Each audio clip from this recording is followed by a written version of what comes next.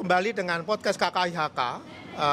Dan dalam episode ini kita akan mengangkat tema menjaga wajah keluarga para migran. Nah, mengapa ini penting? Karena Gereja Katolik mempunyai perhatian yang sangat khas terhadap migran, bahkan ini menjadi tanda-tanda zaman sekarang, begitu banyaknya migrasi. Dan pada tahun 1952, Paus Pius ke-12 itu melahirkan atau mengeluarkan dokumen dan konstitusi apostolik yang namanya Exsul Familia. Ini bisa disebut sebagai Magna Carta atau piagam utama ajaran gereja tentang migrasi. Di dalam dokumen ini, gereja menegaskan hak seorang untuk bermigrasi demi menghidupi keluarganya. Dan menyatakan bahwa keluarga migran wajib dilindungi sebagai bagian dari tubuh Kristus.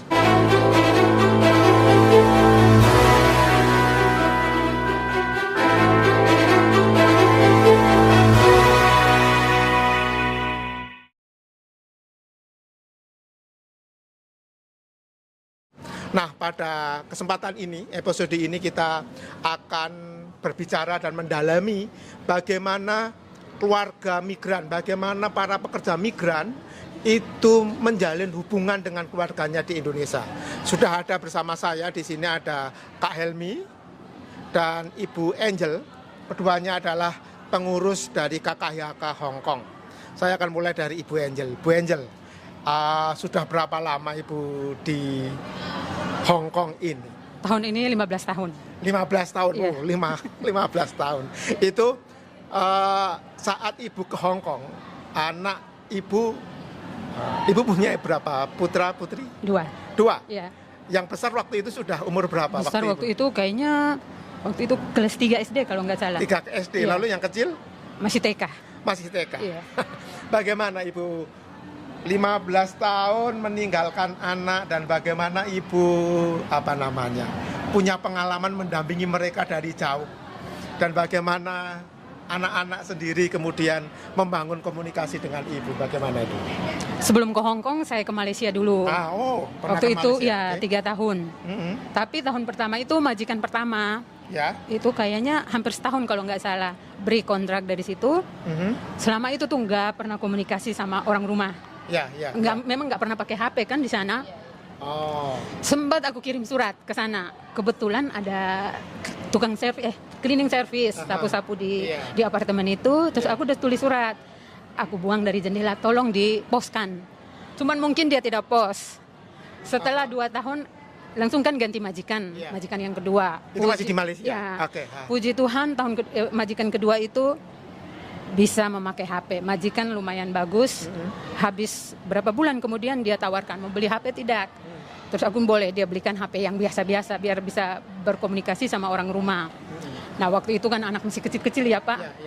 Memang agak berat juga meninggalkan anak-anak waktu masih kecil itu. Apalagi nggak pernah komunikasi kan selama berapa bulan itu, hampir 10 bulan. Puji Tuhan tahun di majikan kedua itu dapat HP, sudah mulai kontak-kontak. Cuman kan waktu itu kan mereka masih kecil kan, jadi nggak terlalu itu, lebih dekat ke kakek nenek karena kakek nenek yang menjaga mereka. Yang jaga mereka, ya anak kakek nenek. Iya dengan kakek nenek. Jadi lebih banyak komunikasi ke orang tua, menanyakan tentang keadaan mereka, sekolah mereka lebih banyak menanyakan ke orang tua. Terus itu setelah 2 tahun 3 tahun di sana, 2 tahun kan pulang. Kayaknya itu udah SD, mulai tanya nih, ini mama mau pergi lagi? Iya mau pergi lagi. Mereka sudah tahu, mau pergi lagi. Sudah. Itu kan pas 2 tahun, nanti ngomongnya kayak gini, nanti di 2 tahun berikutnya di bulan yang kayak begini pasti pulang lagi. Iya nanti pulang. Nanti pulang, udah tahu waktu itu udah mulai SD, tamat SD masuklah di SMP. Udah mulai pegang HP kan, udah punya HP sendiri. Tapi belum terlalu punya HP yang kayak HP Android sekarang belum. Dari punya sepupu, biasa telepon lewat sepupu, tanyakan tentang keadaan sekolah mereka, keadaan mereka baik-baik. Terus aku kasih mereka HP tuh di SMA Pak. Belum kasih HP kayak Android di SMP. Baru SMA. Nah, mulai dari SMA itu udah mulai berkomunikasi lancar sama mereka. Ya, waktu itu. Itu yang gede atau yang nomor 2? Dua-dua sudah. Ya. Oh, karena jaraknya nggak terlalu jauh. Iya, nggak terlalu jauh. Oh. Jadi dua-duanya sudah SMA waktu SMA, itu. iya. Oke, iya. Oh, kakaknya tamat terus adiknya masuk SMA. Oh, oke. Nah, sekarang apakah sudah lulus? Kuliah. Sudah kuliah? Ya, kuliah. Dua-dua sudah kuliah Yang juga? yang abangnya tuh nggak mau kuliah, udah kerja dia di Kalimantan. Oh, di Kalimantan. Kerja di mana kah abang? Di perusahaan, tapi sopir dia. Oh, ya. Ya, itu berarti dari kecil ibu tinggalkan sampai mereka SMA. Iya. Itu ibu masih terus di menjadi luar pekerja negeri. migran. Iya. Kak Helmi gimana? Apakah Kak Helmi punya pengalaman yang sama dengan Bu Enjo? Maaf, saya cuma sedikit pengalaman karena saya itu dari tamat SMA, saya sudah keluar dari Indonesia. Dari tahun 1995 saya sudah meninggalkan Indonesia, masuk ke Hong Kong selama 4 tahun. Tapi zamannya dulu kami itu belum ada namanya HP, telepon segala macam, jadi kami komunikasi lewat keluarga pun agak sulit. Pertama kami harus surat lewat surat menyurat pos, tapi waktu zamannya dulu itu kalau tempatnya saya di Makassar itu kalau surat sampai itu kalau dia punya perangko yang murahan mungkin tidak cepat sampai, harus yang mahal punya perangko. Jadi kalau kami kirim surat, saya kirim surat ke keluarga itu paling tidak balasan 1 bulan baru ada. Oh, Jadi ya? iya, karena itu ibu sudah di Hong Kong atau di negara lain? sudah dimasuk Hong Kong sini. Oke. Iya, kan zaman dulu masih ketinggalan kita di Indonesia itu, belum ada HP, telepon rumah pun belum ada. Jadi masih sulit untuk menghubungi keluarga. Tapi ya mungkin karena doa dari orang tua, keluarga pun saya di sini aman. Selama di situ pun kami waktu itu belum ada zaman untuk kayak sekarang untuk bersaing dalam baju dandan, baju style begitu. Jadi uang saya itu bisa terkumpul. Dan setiap bulan saya harus kirim buat keluarga untuk membantu karena saya juga belum nikah sampai sekarang. Jadi saya punya penghasilan itu saya buat keluarga aja. Saya tahu saya 7 bersaudara. Bapak saya cuma 1 pegawai negeri menghidupi begitu banyak saudara, jadi saya harus pingin supaya saya punya adik saudara bisa sekolah. Akhirnya saya nggak usah nggak lanjut kuliah, masuk ke sini bisa bantu keluarga. Tiap bulan saya kirim duit, bisa bantu sekolah, bisa bangun rumah. Dan saya pun waktu itu saya tidak mempunyai bank untuk menyimpan duit sendiri. Jadi memang saya punya penghasilan buat keluarga semua. Puji Tuhan saya bisa bantu sekolah, bisa bangun rumah buat keluarga, itulah. Dan berkat doa-doa dari orang tua saya pun saya bisa berhasil sampai sekarang. Ya, apakah memang itu Kak Helmi itu jauh kah? Di Makassarnya di mana itu? Saya di Makassar di kota, saya nggak sampai di desa, di kota. Cuman memang saya waktu itu sekolah pun tamat SMA yang waktu itu kita mau cari kerja pun susah. Karena waktu zaman dulu itu kalau nggak sampai kuliah mungkin agak sulit untuk dapat kerja. Jadi saya harus, kebetulan mungkin Tuhan yang nunjuk saya harus ke Depnaker untuk melihat loker begitu. Saya dapatlah loker ini ke luar negeri. Nah waktu itu karena saya punya pendidikan, saya bisa mengurus sendiri. Dari kelakuan baik, RT RW, pokoknya semua itu saya kerjain sendiri, tidak ada yang bantu. Puji Tuhan saya bisa lolos semua, kesehatan apapun saya bisa lolos. Dan satu-satunya anak Sulawesi yang saya lolos ini. Oh ya? Iya. Oh. Waktu itu saya satu-satu anak Makassar yang bisa lolos. Iya. Dan saat itu pun saya bilang, Tuhan terima kasih. Dari kesehatan saya lolos, dari surat-surat pun dengan cepat saya bisa lolos. 4 tahun setelah saya di sini, saya pun pindah alih ke Taiwan. Oh, sempat ke Taiwan. Ya, ke Taiwan 10 tahun. Dan memang saya orangnya itu enggak bisa betah di Indonesia, Pak. Saya harus kerja. Saya enggak betah di Indonesia. 3 bulan itu saya sudah gelisah. Dan setelah saya di Indonesia 3 bulan saya jadi sponsor mencari anak-anak TKW dari pelosok-pelosok. Iya. Di situ saya jadi sponsor selama 3 bulan saya bisa mendapat dari anak-anak desa itu karena pengalaman saya sudah ada. Mereka bisa bisa percaya sedikit karena saya pengalaman sudah 4 tahun. Mereka bisa melihat hasil dari saya itu gimana, benar atau tidak. Dia bisa ikut saya karena sponsor sudah ada pengalaman, mereka bisa ikut saya banyak. puji Tuhan dari saya jadi sponsor itu pun saya dapat penghasilan 1 anak 1 juta. Ya. Itu waktu itu sponsor dikirim ke Hong Kong sini. Hong Kong. Ya. Hanya Hong Kong atau juga Enggak ada negara lain, Hong Kong. Oke. Iya. Ya. Dan saya pun dapat kepercayaan dari bos itu jadi sponsor di Makassar. Iya. Tapi saya juga pintar ke desa-desa, masuk ke desa-desa untuk cari tenaga kerja. Karena di kota itu sudah mulai gengsi ya, namanya TKW itu dia gengsi untuk jadi TKW. Karena dia pikir jadi pembantu itu bukan enggak layak katanya. Ya. Jadi saya ke desa-desa nyari. Dari desa situlah saya banyak kumpulin anak-anak tenaga kerja. Dan saya menjadi sponsor, puji Tuhan juga lancar. Setiap anak saya dapat 1 juta. Ya itulah membantu saya. Dan selama sponsor itu pun saya bisa mendapat penghasilan. Akhirnya sponsor saya jatuh ke orang tua saya setelah saya berangkat ke Taiwan. Iya. Itulah saya bisa jadi berkat sama keluarga karena saya jadi sponsor, akhirnya ibu saya yang jadi sponsor setelah saya tinggalkan Indonesia itu. Saya proses ke Taiwan itu 10 tahun, ibu saya jadi sponsor. Karena mereka tahu anak dari ibu saya itu ada 4 orang ke luar negeri. Jadi dia percaya kalau ini ibu bisa mengurus, ibu saya bisa ngurus. Ibu pun jadi penghasilan jadi sponsor itu. Puji Tuhan ya. Apakah sampai sekarang masih menjadi sponsor? Karena enggak lagi karena ibu udah tua, jadi saya pikir dan sekarang anak-anak lewat media pun sudah bisa bisa mencari lowongan kerja, sudah bisa. Dari dulu kan sudah sulit Pak. Jadi sekarang itu mereka sudah enggak butuh lagi sponsor, mereka langsung langsung karena di Makassar enggak ada tempat untuk penampungan anak-anak TKW, enggak ada. Enggak ada PT, enggak ada. Enggak ada. Sampai sekarang. Jadi ya lowongan kerja terbuka dari Depnaker aja. Lalu Depnaker merincikan persyaratan apa aja, kita siapin kesehatan apa segala macam. Nanti kalau sudah itu ada khusus kantor untuk menampung kita sementara, untuk menampung surat-surat, dan itulah yang memberangkatkan kita ke paling dekat Surabaya. Itu. Oke. Nah, Bu Kak Helmi, kalau berarti bisa dikatakan bahwa keluarga berkembang dan bertumbuh, terutama secara ekonomi, memang dari bekerja sebagai migran dan hubungannya dengan migran, pengiriman tenaga migran. Iya.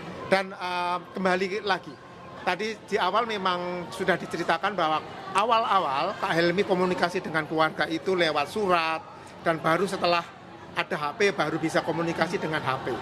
Apakah Kak Helmi selama sudah berapa lama?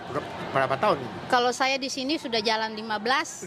Ada 25 tahun lah seluruhnya. Wah, 25 tahun. Apakah memang kemudian sebagai umat Katolik yang menjadi pekerja migran, ikatan kasih itu masih terasa meskipun secara fisik berjauhan? Bagaimana Kak Helmi? Puji Tuhan masih kami itu dalam pengajaran iman kita ya tetap kami jalin antara keluarga dengan saya walaupun jauh, iman kami tetap tumbuh walaupun kami jauh, saling mendoakan, dan orang tua pun selalu menasihati saya untuk tetap pergi gereja, untuk ikut pelayanan apa segala macam, walaupun orang tua saya di sana juga tidak mengikuti pelayanan seperti orang-orang tua yang ikut aktif di gereja, enggak. Cuman memang orang tua itu memberi nasihat supaya jangan salah langkah kalau di luar negeri. Kalau bisa ada gereja yang menampung kamu jadi pelayan di dalam. Jangan sampai saya di sini berdoa kalian di sana tidak tahu gimana. Tapi ya puji Tuhan kami semua baik-baik semua, walaupun kami jarak jauh. Dan saya pun pulang untuk cuti itu jarang Pak. Paling tidak saya 5-6 tahun baru bisa pulang sekali.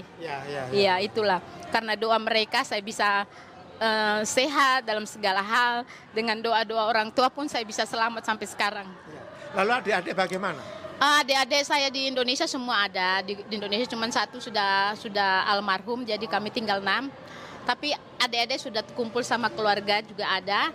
Adapun yang lain sama ibu satu rumah. Jadi ada yang rawat ibu dan yang lainnya ada di luar. Kalau saya mungkin orang tua saya sendiri itu karena bapak sudah nggak ada, jadi adik yang merawat itu ya saya menjadi jadi donatur buat mereka, dia yang merawat.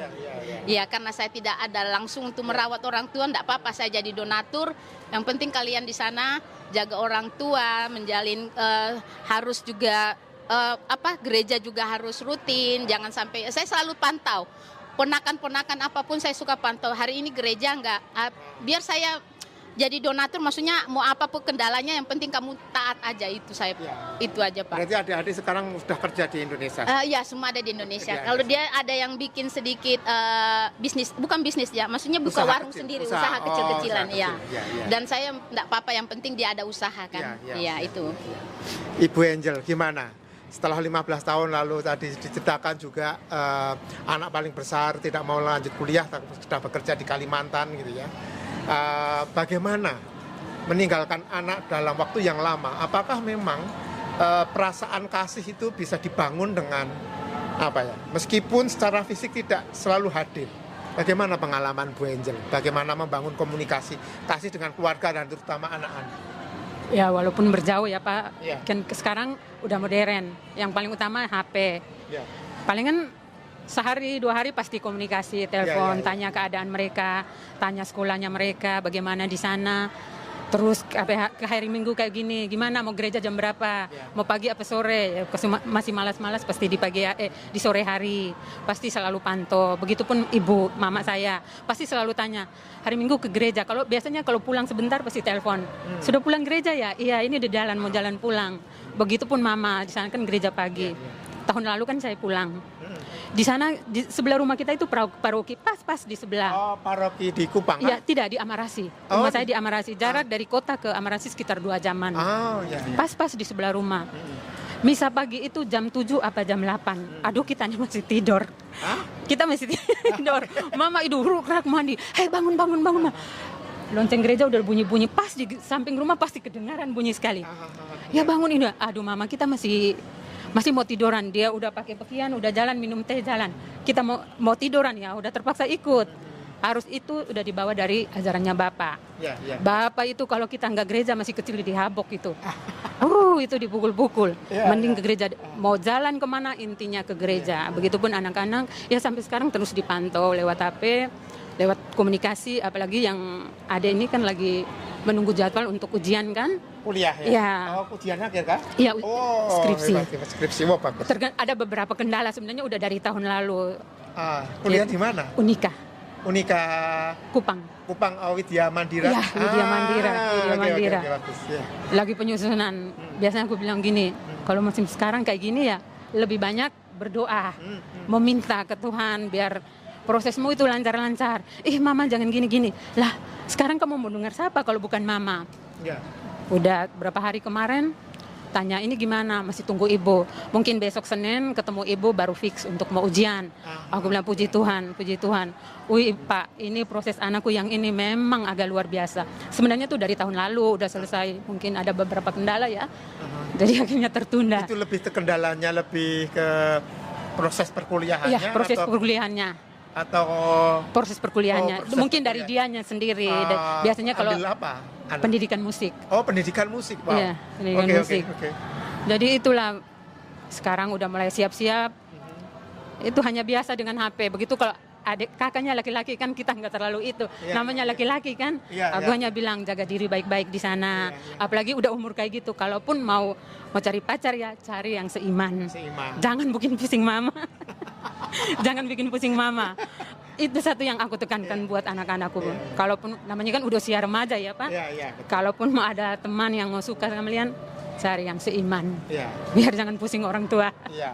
Tetap meskipun ada sarana komunikasi sekarang lewat HP, tetap tantangan ya Bu Angel tantangan, mendampingi anak jarak jauh Iya, ya. benar. Apakah komunitas sering membantu? Mungkin ada teman-teman ketika Ibu merasa di komunitas ini merasa sangat sulit untuk menjadi jarak dengan keluarga, dengan anak-anak sangat jauh, lalu Ibu punya teman lah untuk Ada.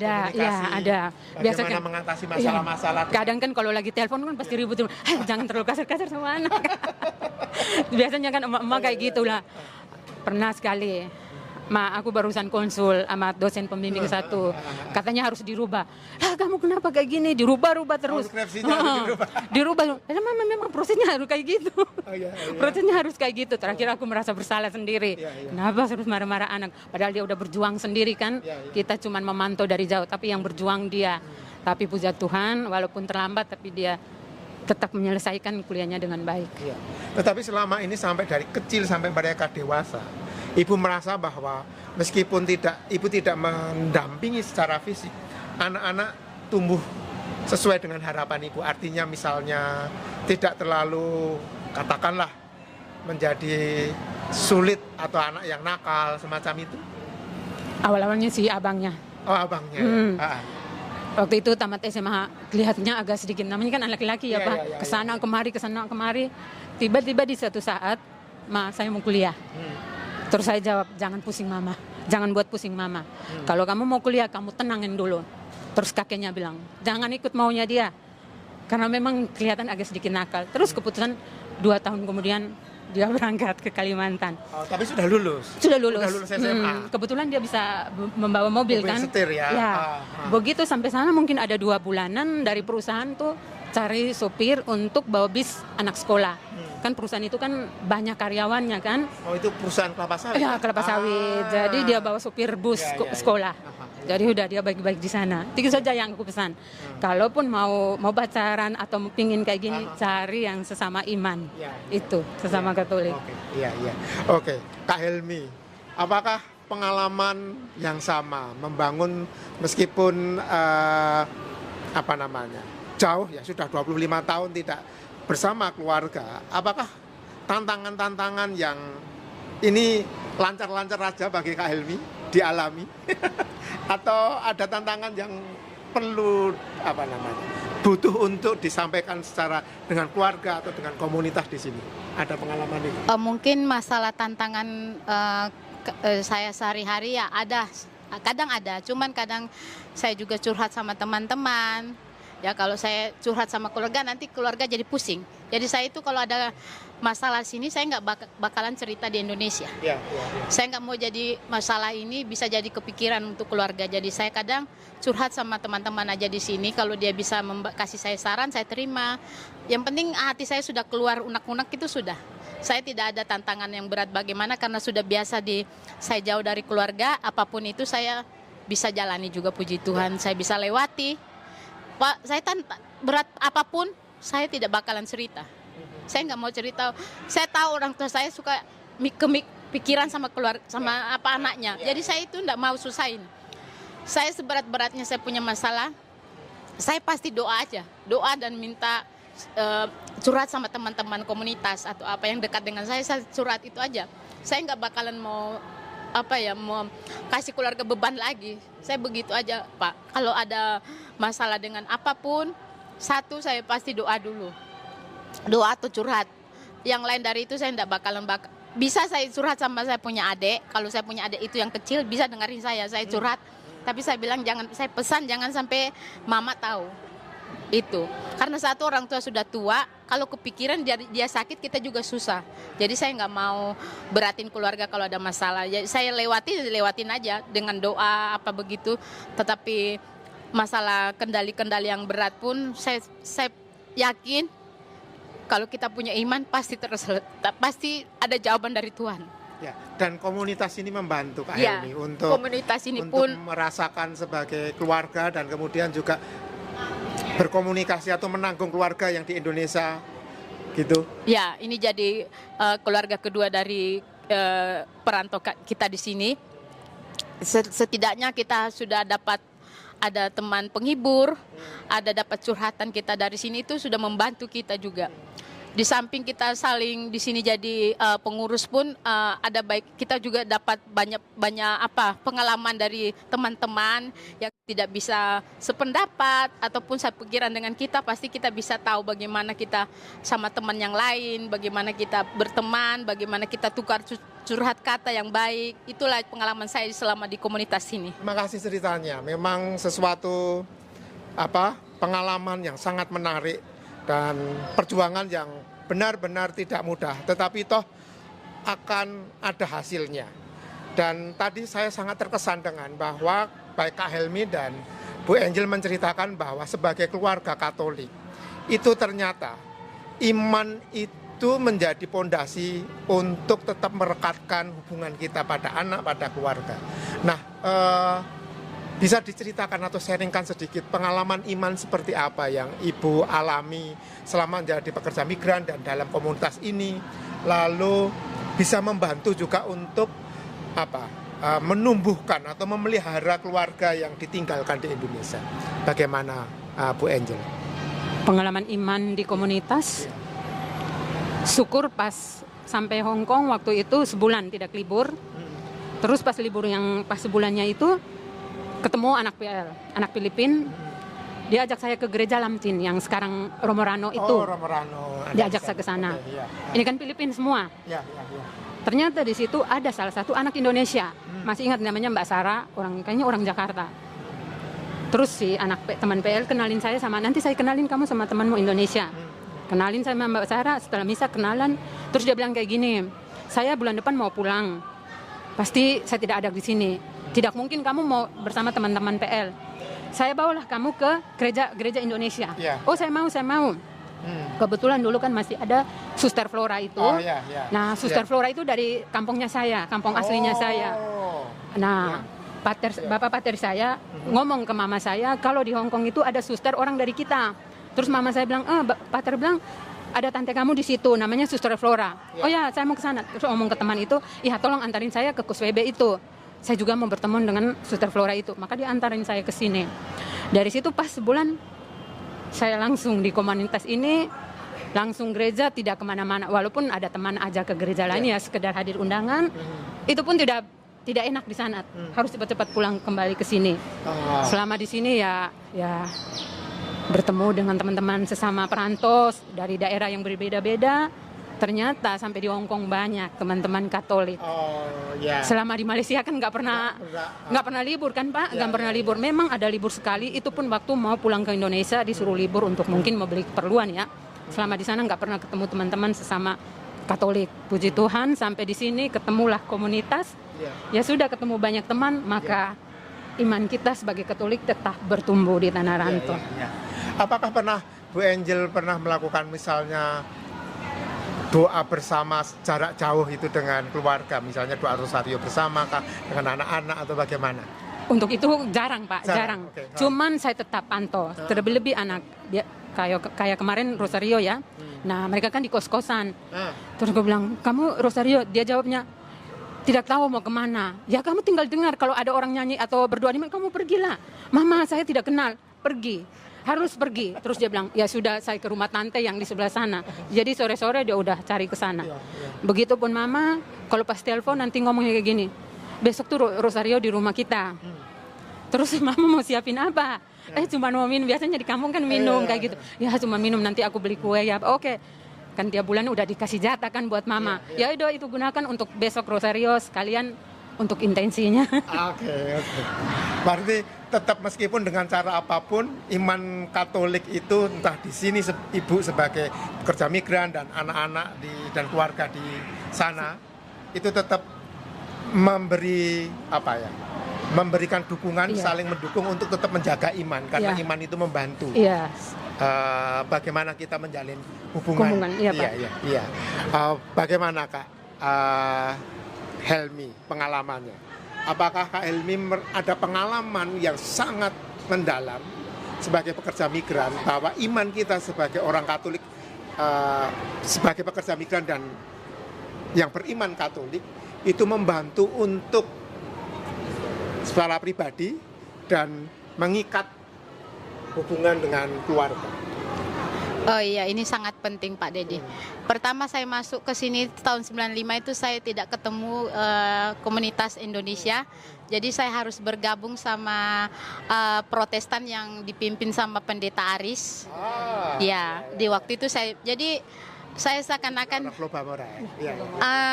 waktu itu sudah gereja tapi tidak merasa ada apa ya? Bukan tidak merasa damai, maksudnya tidak merasa ada anugerah yang saya terima karena tidak menerima komunitas, rahmat tersendiri. Karena kita Katolik kan setidaknya setiap minggu harus menerima namanya hosti kan. Kalau mereka kan tidak ada sebulan sekali, ya tubuh Kristus. Mereka itu ada namanya, kalau mereka tuh merayakan istilah perjamuan sebulan sekali. Nah, itu pun roti biasa kan. Jadi waktu itu saya ikut mereka itu tidak merasa bagaimana merasakan sudah gereja, biasanya merasa biasa aja. Dan waktu itu saya masih umur masih remaja. Jadi sesudah saya masuk dari Paris keluar, saya ke diskotik lagi. Iya, karena waktu itu umur itu masih muda. Jadi saya ikuti kenakalan semua ada, Pak. Saya mengaku ini terus terang mengaku dosa aja. Setelah keluar dari gereja Paris, saya ikut ke diskotik di Wansai sampai malam. Kalau sudah itu nanti ke tim Sasai merokok. Itulah saya dulu, Pak. Jadi saya tidak sembunyi. Memang dulu saya ikut nakal juga karena masih muda ya. Dan saya pun itu tidak ada namanya komunitas untuk bergabung dalam hal iman itu bagaimana tumbuh biar dalam pergaulan itu bagaimana. Jadi tidak terima itu. Akhirnya saya jatuhnya keluar itu nakal. Tapi saya tahu ini nakal. Saya tahu ini dosa. Tapi tidak tahu kenapa itu sering saya lakukan. Itu pun saya tidak tahu kenapa bisa tumbuh ini kenakalan saya. Setelah saya tua ini saya baru sadar. Masa saya masuk gereja pagi keluar langsung masuk diskotik, kan tidak nyambung. Sudah ke Roh Kudus masuk Roh Kuda kan.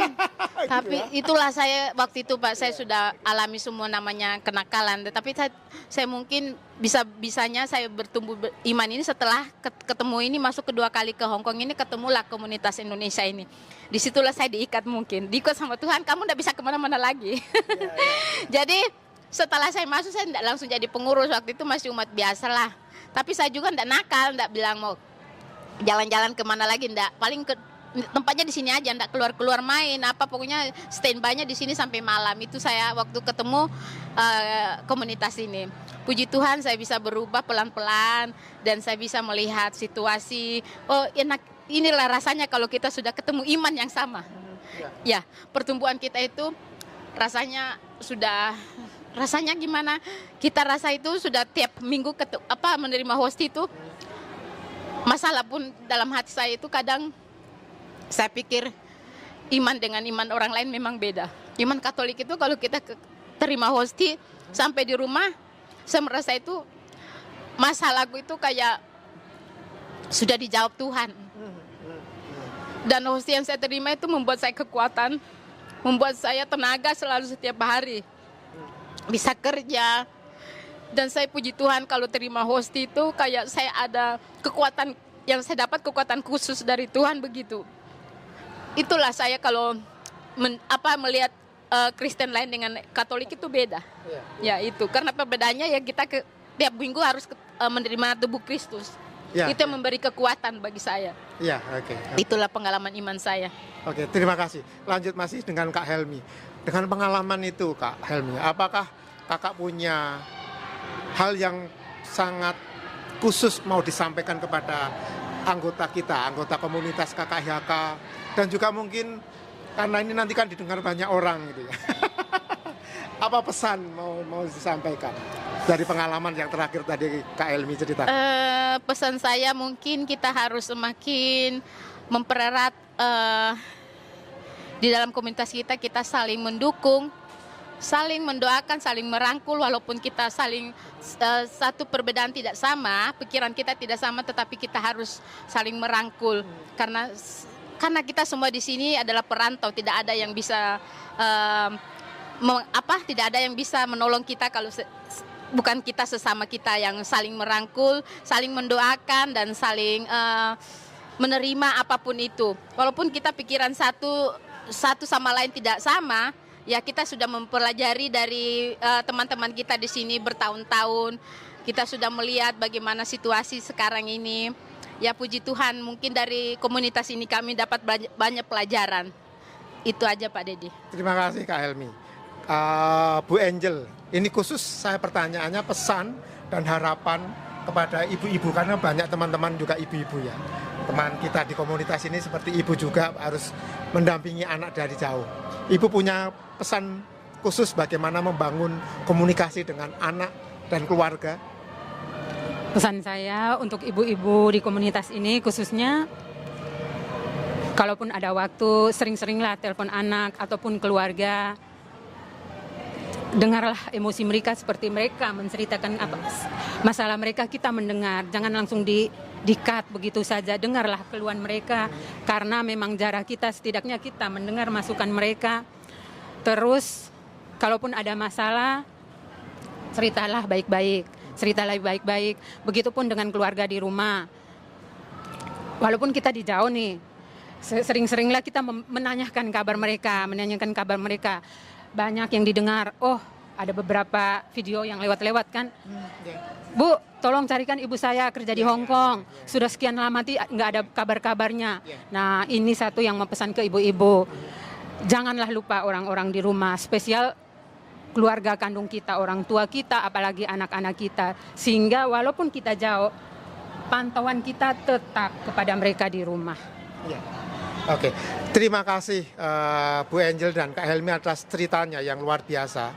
Semoga nanti teman-teman KKIHK dan juga yang mendengar bisa mengambil pelajaran dan kemudian merefleksikan bahwa iman kita, Katolik, itu sangat memberikan dukungan pada segala tantangan, segala hal baik yang kita butuhkan sebagai pekerja migran. Maka tadi kalau pada awal saya membacakan ada dokumen dan konstitusi apostolik Exsul Familia yang dikeluarkan oleh Paus Pius ke-12 yang sudah sangat jelas harus memperhatikan para pekerja migran dan keluarganya, dan menganggap bahwa keluarga pekerja migran itu harus disatukan dalam tubuh Kristus. Tetapi pada tahun 2004 itu ada dokumen baru yang namanya Erga Migrantes Caritas, ya, itu Dewan Kepausan untuk Reksa Pastoral Migran dan Perantau. Dokumen ini memberi instruksi dan pedoman pastoral modern paling komprehensif. Kebijaksanaannya menekankan pentingnya integrasi budaya, bukan sekedar asimilasi paksa, pelindungan hak-hak dasar pekerja seperti upah layak dan jaminan kesehatan, dan tentu saja adalah bagaimana melindungi teman-teman para pekerja migran dan keluarga mereka untuk bisa disambungkan dengan keuskupan asal, transit, negara transit, dan tujuan mereka. Dan ini adalah upaya kita di komunitas ini ke depan untuk melindungi teman-teman dan keluarga bersama.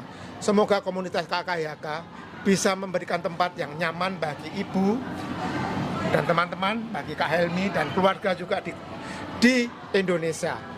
Terima kasih dan sampai jumpa di episode podcast KKIHK selanjutnya. Terima kasih. Shalom, salam damai.